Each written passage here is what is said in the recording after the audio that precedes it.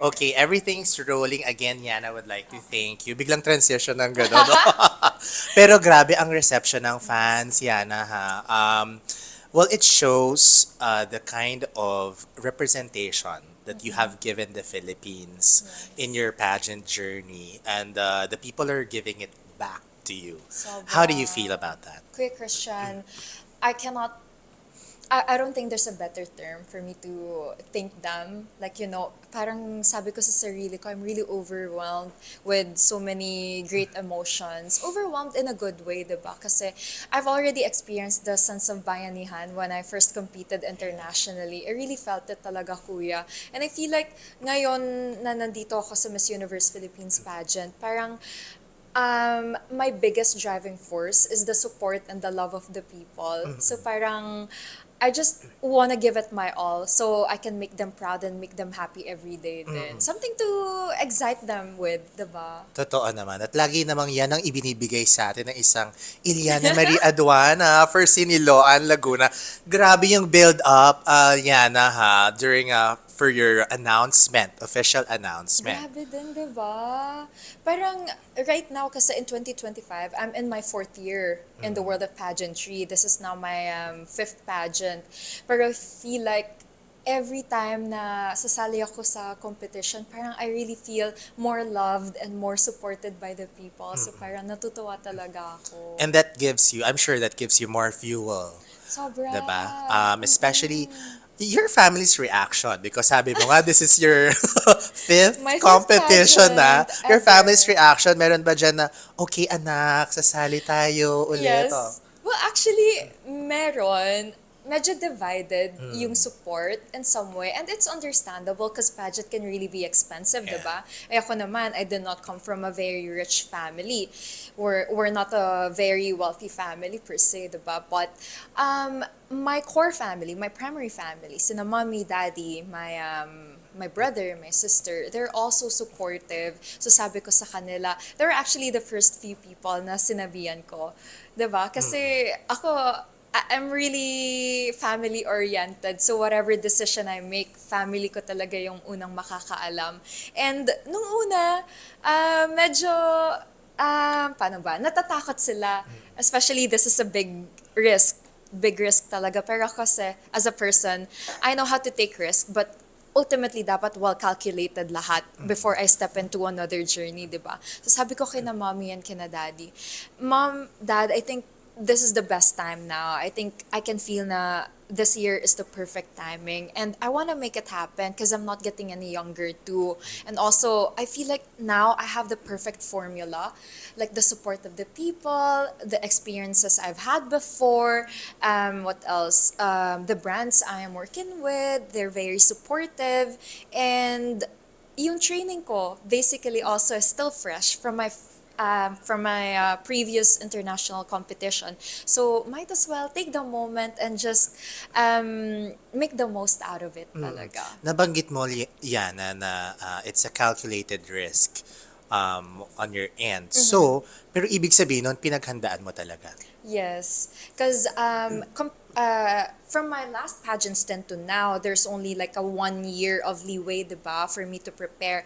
But I did not stop actually. I still went to the gym. I still continued reading every day, Q&A wise, and also I was going around the Philippines doing pageant hostings, doing pageant judgings.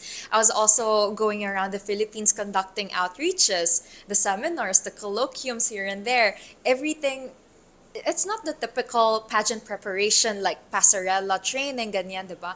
But all of those experiences really shaped me and really honed me to be the person that I am, to be the queen that I am. So I feel like at this point, I'm really mature enough and I'm really prepared enough because I'm not only coming from pageant experiences, I have work experiences as Yeah. well, diba? I have my personal lessons and personal experiences.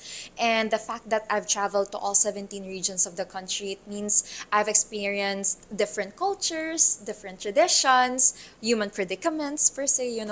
So ako, I feel like now I have everything to share. I have all the knowledge and the experiences to share to other people so I can also inspire them. 17 regions ba naman ang na-travel mo? All Hindi the ka pa ba 17 handa? regions. Diba?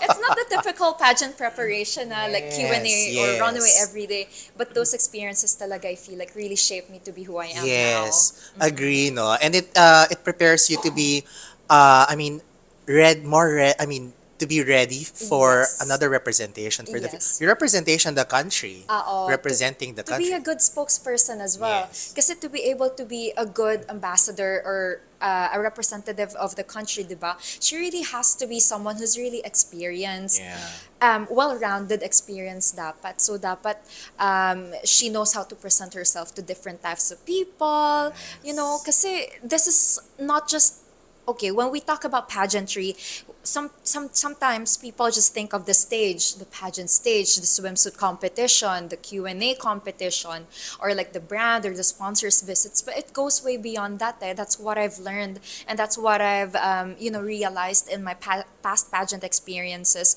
Pageant goes way more beyond the pageant scene and the pageant stage. It also extends beyond who you are as a person and how you do and what you do for the community you are a part of. It's a different kind of platform, It especially you're it talking about Miss is. Universe It Philippines. is, exactly. Also in the Philippines, di ba, we're very much pageant-loving Yeah. nation.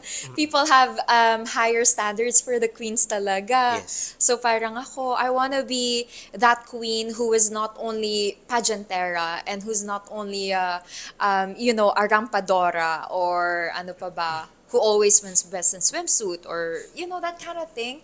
I want to be known as someone who's really cause-oriented and really advocacy-driven and who really takes her advocacies and course to the heart, even outside of pageantry. Susundutan ko lang yun, Yana. When specifically did it, or did you encounter, or did you have the idea na, ay, magsa-sign up, I'm gonna make Siniloan Laguna proud again? Okay, interesting story. Because Kuya Michael and I'm UPH Laguna director. We've been friends for several years now, actually. He supported me in even in my past pageant career, and journeys. And last year, we had a call, and I could only express my love and support for their pageant at the time. Kasi nga, I was still the reigning queen of the other pageant that I was in, diba? So, I could only express my love and support. Kuya, I support you, ganito. Sana your pageant really turns out good, diba? So, it did naman. And then, earlier this year, in January, we had another call. And I think that was the turning point. Now, we had this talk, and he was telling me all the things about how this pageant can really bring about career development and personal growth to me, diba? And also how it is also about time that I consider it. So that was the turning point. In January, we had a call and we had a launch. And sabi ko, parang oo nga no, parang it's about time na nga. One day I just woke up na parang I had goosebumps. And I just told myself, I think I'm ready. So parang yun na yun, I'm ready. Then I told my family about it. I told Kuya Michael right away, Kuya, I think I have the perfect formula now. I think I'm well equipped now. So take the chance. Sabi nga nila, strike while the iron is still hot. So I think ito na yun. Ako din kinilabutan ako. Kasi totoo yun, Yana, na ikaw lang ang makakapagsabi kailan, when is the right time, diba? At maganda yung storya na pagising mo, ay, eto na yun eh. This is the It's day. exactly, and it's one of the rare times for me to happen. Kasi Yeah. ako, I'm a very rational person eh. When I make a decision, it has to be like rational. I have to see through every elements there. I have to weigh in all the options, like what will happen if this one is what I did, or what will happen if I do not do this. But like waking up one day and Iba. like feeling all the goosebumps all around my body, saying na I'm ready. That's a real turning point for me. That's when I realized I have to do this year. So Wow. hopefully, fingers crossed. And that's also the reason why I'm also doing my best now and I'm not really complacent. Many are praying for your success, Yana. So, I wanna step back for a bit kasi sino ba naman ang hindi nakakilala kay Yllana Marie Aduana, of course. Uy. But we wanna know what was life like prior to even signing up for a beauty pageant? Yes, actually, very interesting question. Kasi I don't think I've also opened so much about my personal life, even before. Because people are basically just interested with my pageant journey, probably, because I'm scared I will get judged if I tell them about my personal life. So many things in the past, diba, yung mga ganong bagay. But ako, as a person, I've always been a very simple girl. Very simple girl talaga. Before pageantry, because honestly, I was actually born in Pasig City. But my family and I, we always did our best, best effort talaga na we go back and forth Siniloan and the metro during summertime, for example, or over the weekends. But I was born in Pasig City and I was raised there as well. Nung elementary ako, I studied at a public school. It was in Canyugan Elementary School. So I had the experience of being in a public institution. So na-realize ko doon, madami talagang mga lapses, madaming mga problems, challenges, ganyan. And then I transitioned into a private school in high school. So that was in Pasig Catholic College naman. So nakapag-transition ako into a private institution because of scholarship. So all throughout my high school, I was a consistent scholar din. Wow. Kasi nga, hindi kami talaga mayaman in the family. We're not very wealthy. And in college naman, I took medical technology. So that was a program. And 4 years ako doon. And then I was also a consistent scholar. Also a DINS lister. Wow. I had to really keep up with my grades and to keep them really uno, kumbaga, 1.5, 1.8 at the time. Wow. Kailangan talaga kasi DINS lister ako noon and I had to be a consistent scholar so I can graduate, diba? So, nung mga times na yon talaga, basically, normal lang yung buhay ko. Talagang, ang buhay ko noon ay school lang, then home, bahay, study ulit. Then there were just very rare times that I would go to after school parties or kaya my relatives or my family members wouldn't even be able to invite me out kasi I did not have the luxury of time to waste. I wanted to focus on the studies. My mantra back then was the fun can wait. But I had to really prioritize on my ACADS, ganyan talaga. Kasi nga, if I fail in a semester, for example, it's another tuition fee for my family to pay, for my mom to pay. And several times, my mom would have to borrow money from my relatives, ganyang mga bagay. And that really what drove me to be really focused and really goal-oriented. And some people might think I'm really uptight. And I wouldn't deny it, actually. Because all throughout my life, that was one thing I was challenged with, I did not have the luxury of time to have fun or to waste, because I was basically just focused so I can graduate. But that shaped me also to be really professional. That shaped me to be really career and goal oriented. And I feel like that really made me a person that is basically someone who can really be out there and some people can really look up to. And then after I graduated ng CEU MedTech or MedLab Science, I took the licensure examination as fast as I could. Bata pa nga ako nun eh. And I passed it after one take. So I graduated in around July?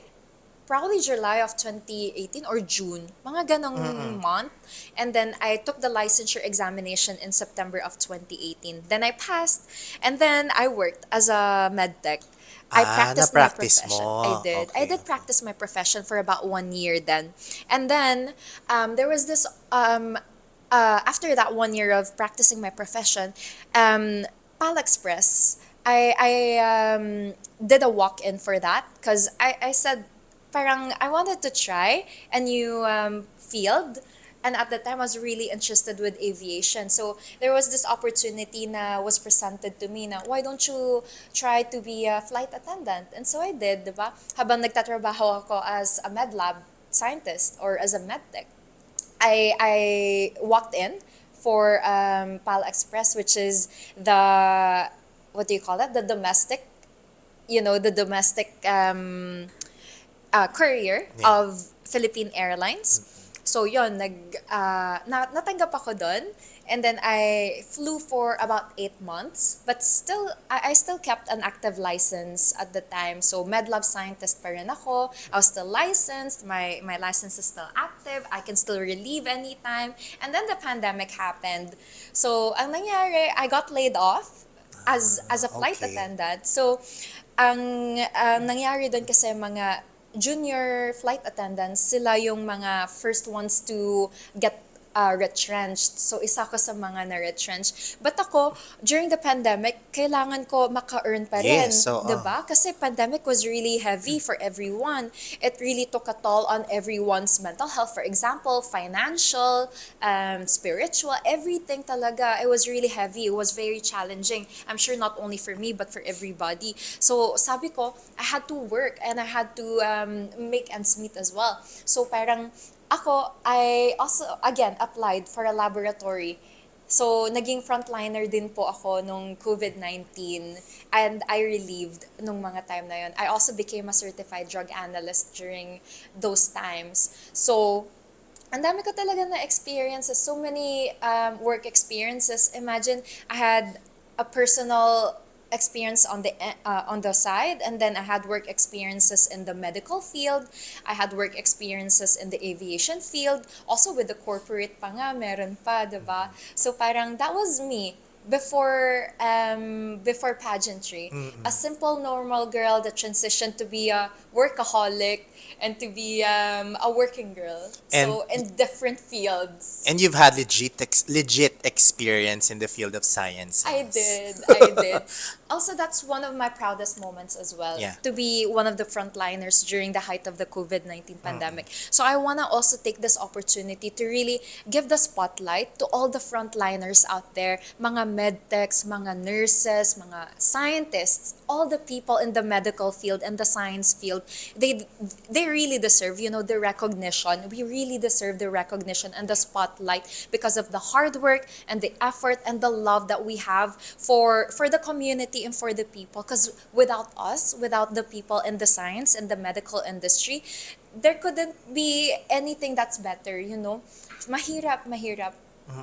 Hindi ganun kadali ang trabaho ng mga professionals, 'di ba? Yes. Na gaya mo, especially during those times that we really needed the people in your field. Yes. All right. So, There's so many sacrifices Yeah. talaga on our end. It's so many hard work. So we really have to give them the effort and the recognition and the spotlight that they deserve. napaka-generous ni Yana, no, with the information. Oo Talagang nga eh. nakwento yung buong buhay niya. Well, at this point in time, I feel like I'm an open book already, so might as well, diba? Yes, but in overall, yeah, ako personally, what I got from the story is your determination, lutang na lutang, bata pa lang. I mean, Yes. you've been a scholar from the start till the end, 'di ba? Yes. And now you're carrying over that trait, that quality, wherever field or Yes. whichever field you're getting yourself into. And Aw. I would like to congratulate you, Thank you, no? Kuya. So, well, I was about to ask about your proudest moments, pero yun na Yeah. yun. But siguro ang tanong ko ngayon is, if you could name someone who has inspired you the most, because isa kang achiever right now, you've been influencing and inspiring a lot of young girls and women in the country. How about you? Sino ang inspiration mo? Sino ang icon mo? Actually,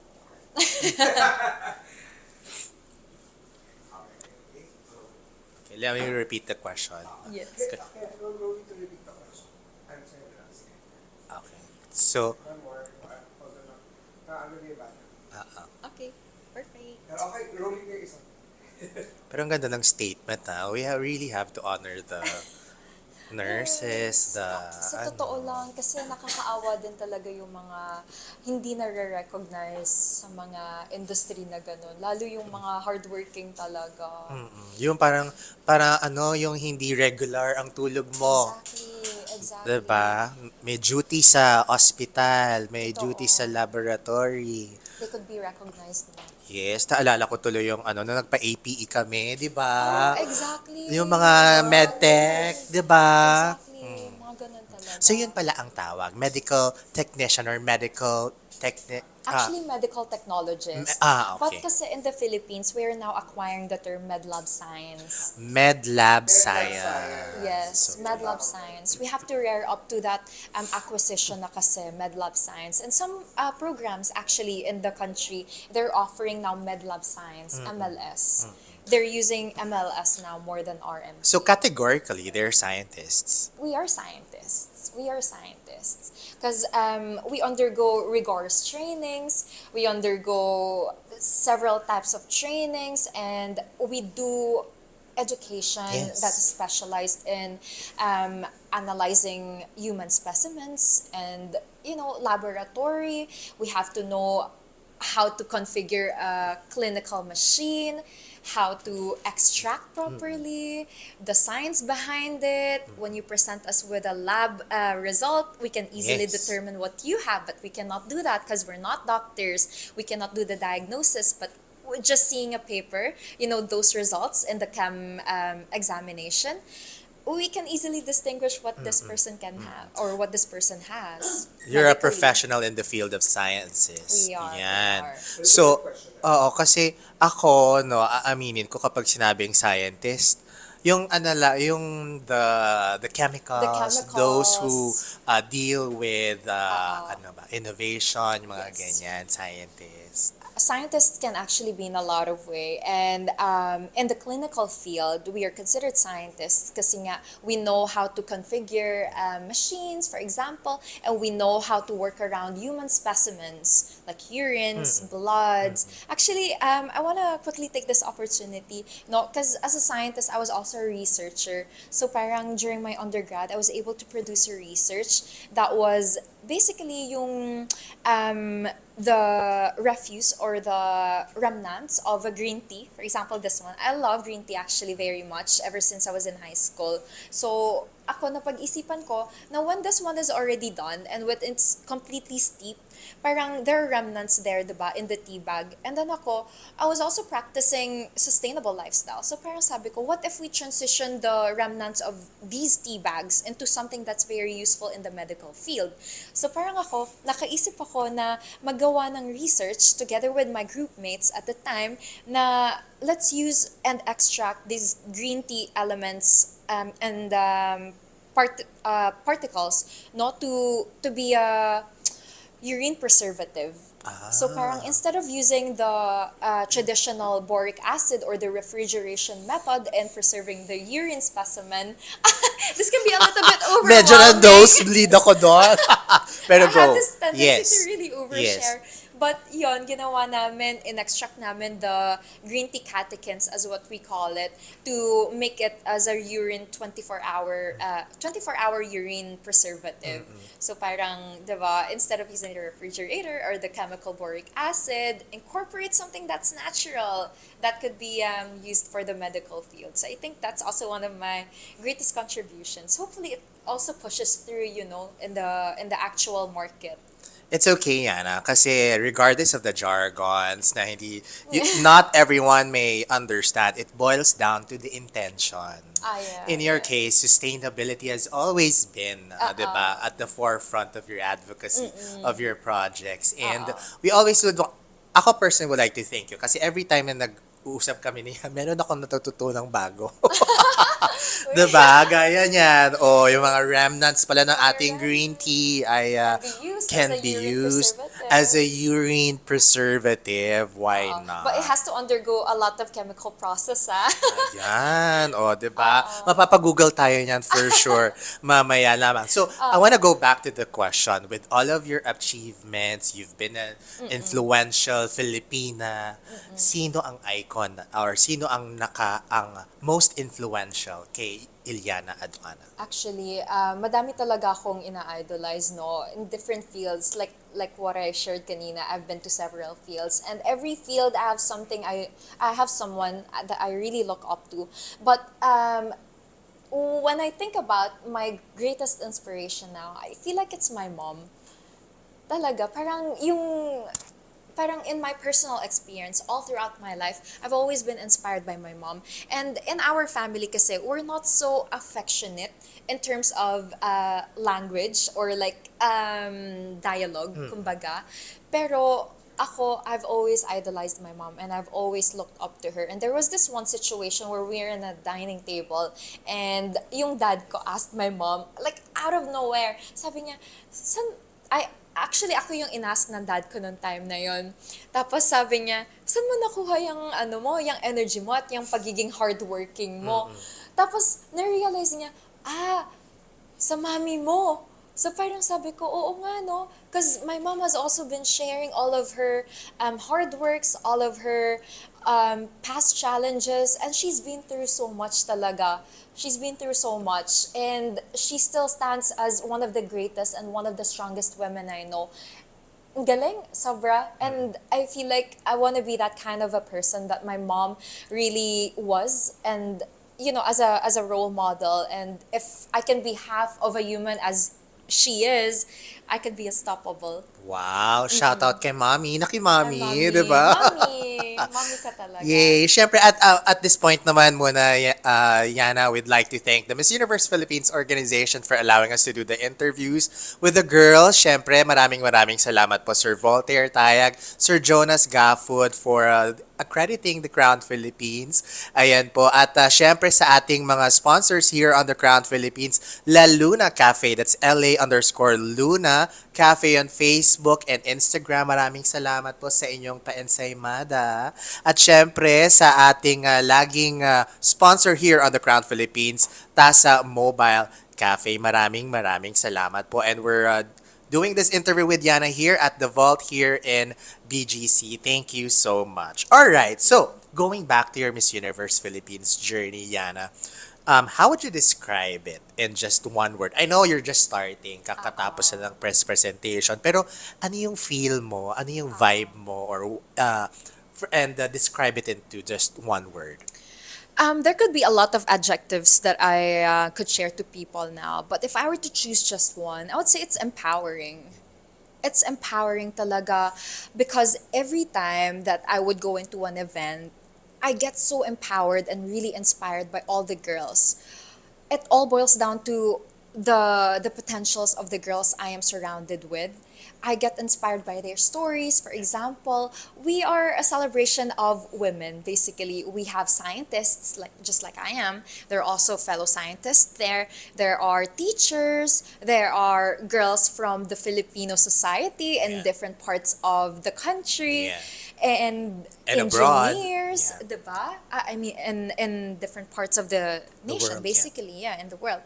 And then there are engineers there. There are moms, diba? So parang every day I wake up and then I get to be with all of these girls. I mean, they empower me as well. So parang it also drives me to be the best version of myself every day and also to set my best foot forward so I can give them the same kind of empowerment that they give me. At the same time, for pageant fans or for the Filipinos to get inspired, not just because we are in a competition and in the pageant Yeah. doesn't mean that we have to compete internally. We can compete for the crown, but we can also compete and champion for the advocacies that we are championing for, that we are very much, in line with and very close with. So parang it's an avenue for us to promote sisterhood, empowerment at the same time, and hopefully inspire people to not quarrel at any given moment, because inside we're all friends, we're all sisters. Yes. And we have the same mission of basically promoting our causes and making people happy, making change in the community. So Correct. ultimately empowering. At the same time, being with the MUPH organization every time na they give a talk or they give an advice or a message to us girls, they empower us very much. They always want to protect us.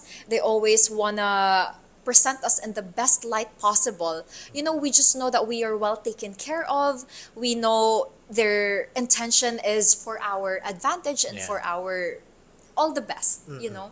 So Speaking nakakatuwa. of empowerment, yan, ano, and relative to your advocacies, is it the same? Are you working on the same projects and promoting that for Miss Universe Yes. Philippines? Ako, pag pinag-uusapan ng advocacy, lagi kong naaalala yung speech mo sa UN. Oh, exactly. Well, speaking of the UN, I was gonna share na that was actually my greatest and really proudest moment to date. I think that still remains to be my proudest moment because when I attended the UN Fourth Global Conference in July of 2023, it was actually in New York City at the UN headquarters, and the Fourth Global Conference was about the synergy between the 2030 agenda and the Paris Agreement. So synergistically, they have to be really elevated at the same time. So I was the only Filipino representative at the time. So that really makes me happy to be the representative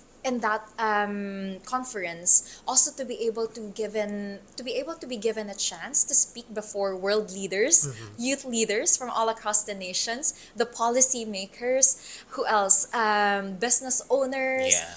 all the executive people all across the nations. And then I was given a chance to speak about the advocacy and to promote the sustainable development goals, and also the current situation of how we are acquiring and really rearing up to the global goals here in the Philippines. And also that was the time where I shared my promise and my plan to be able to make more people, and specifically the Filipino people and the Filipino children, more aware of the global goals. So that's also when I shared and thought about going around the 17 regions of the Yes, I was country. about to say that. That was the time when I realized, well, wait, okay, so we have 17 regions in the Yeah. country and we have 17 goals, so might as well travel to all single one region and then do community outreach one at a time. So ultimately, I was able to do that, and that remains to be my proudest moment. And I just want to keep continue doing that to be able to inspire the people, because us beauty queens, we are given this platform to really create an impact, and not a lot of beauty queens are given the opportunity to be in the spotlight and to be acknowledged by people and Yes. to inspire, to be, someone that people can really look up to in different sectors, ganyan. So ako, I was given an opportunity, and I was blessed enough with the privilege to be at one point at peak. So I told myself, this platform is meant to be shared, and Yes. this one is not only for me but also for the people who are really supporting me, and who are really basically corroborating for success. At hindi lahat nabibigyan ng ganitong oportunidad. Yes. So talagang you will grab the opportunity and make Yes. the most out Make the of it. most And, out of it. which is what you're doing right now. So you're still working on the same project. I am still working on the same advocacy. Like what I've mentioned earlier, I'm a very cause oriented person. So I think my advocacy is really causes to the core, not to the heart. And the platform I've been utilizing ever since before was my nonprofit organization, which is Education for Everyone. So that's where we do our community outreaches. That's where we do our colloquiums or the seminars. So right now, our advocacy focuses on OCTA So OCTA stands for a universal call to action for the 17 Sustainable Development Goals. So I will still stick to the same advocacies as I was advocating for in my previous pageants. And a universal call to action is another synonym for global goals, or SDG. So basically, what I'm going to do is to bring all the 17 SDGs in one place, one sector at a time. So I already did one in Siniloan, Laguna. I started off grassroots level. Yeah. So I went back again to my hometown and promoted octagolds to the children. Oo. Alam mo, dun talaga nagsisimula yan. The more opportunities that the more that you talk about it, the more awareness that you're sharing to everyone, di Yes. ba? Also, that's also one of the reasons why I'm really grateful to be interviewed today. Because, as in, I'm really grateful to be interviewed now. Because I know with every interviews Yeah. that I get, I also get to use this platform for people to know more about the SDGs. Because that's my goal. Eh. I was able to travel all to 17 regions already, but what else can I do? That's what I keep on asking myself. What else can I do? And I think social media can really play a very vital role, you know. And this interview in itself is already a great platform for people to be more aware of it. So I'm really grateful po talaga. It's an honor. Thank you din, Yana. Alam mo, napaka-busy ni Yana. Siyempre, mga requirements po here and there. Pero napagbigyan po niya tayo dito sa The Crown Philippines. Okay, so, when you win Miss Universe Philippines, what's the first thing sa to-do list mo? To-do list. Oh, okay. I'm sure I'm going to celebrate with my people. Because the reason why I am here is because of my people, my family, my friends, my Yanaverse. I don't like calling them my fans. I've never been the type of person who call them my fans. Kasi parang ako, I wanna be friends with them. I wanna be one with those people who support me. So I call them my Yanaverse. So Yanaverse. basically, the first thing I'm going to do is to really celebrate with my people. Sharing your victory. Share Diba? my victory. I love that. Yeah. Yay! Okay, so, and with that, Yana, again, would like to thank you for accommodating a request. But if you could also share your social media account to Oh, everyone yes. para they can follow you and we can journey with you here in Oo. Miss Universe Philippines. Ayan. So, hello everyone. This is Yllana Aduana, your Miss Universe Philippines, Siniloan, Laguna. And again, I would like to take this platform to thank the Crown for giving me the opportunity to tell you more about who I am as a person and to also share with you guys my advocacy and with my social media platforms. So I have Aduana on Instagram and on Facebook, and my other platforms I go by Yllana Aduana and Yllana Aduana. Yay! Thank you again, Yana. Okay, so, yun sa Yana, may pahabol lang ako na question. Kasi Sige. viral yung yung swimsuit moment mo, 'di ba? Eh sa pageantry super big ang pasarela name. Meron ka bang pangalan na sa Oh, pasarela mo? wait, I haven't thought about this one actually. And everyone's wait. so excited again to see you Whew. on stage. Okay, what is going to be my Yana walk. term? Yan na walk. Yan na. Yan na. I think I will go by. Okay, I feel like this is not certain yet, but this is the first thing that came into my mind. Ayan na. Ayan na. The ayan na siya walk. The, Probably ayan na siya walk. Kumbaga parang, maghanda ang lahat. Ayan na Ayan. siya. Pwede, no? I think we can use pwede. that. Ayan po mga kakran. Approve po ba? Just let us know. Thumbs up lang and leave your comments mga Yes. kakran. So, ayan na siya. Ayan na siya. By Yllana Marie Aduana. Thank you, Yana. You're Thank so you. generous always. No, I know you're very, very busy. So, pero ako, I really want to also thank you for utilizing sharing your advocacies dito sa platform namin here on The Yes. Crown Philippines. Sobra. Yay. It's an honor and a privilege as well. And yun welcome back. Kasi 'di ba, this is not the first Oh my time God, na we yes. interviewed her. No. Lagi niyang pinagbibigyan Of ang The Crown course. Philippines. A little bit of a time delay, but I Yeah, always say it's okay.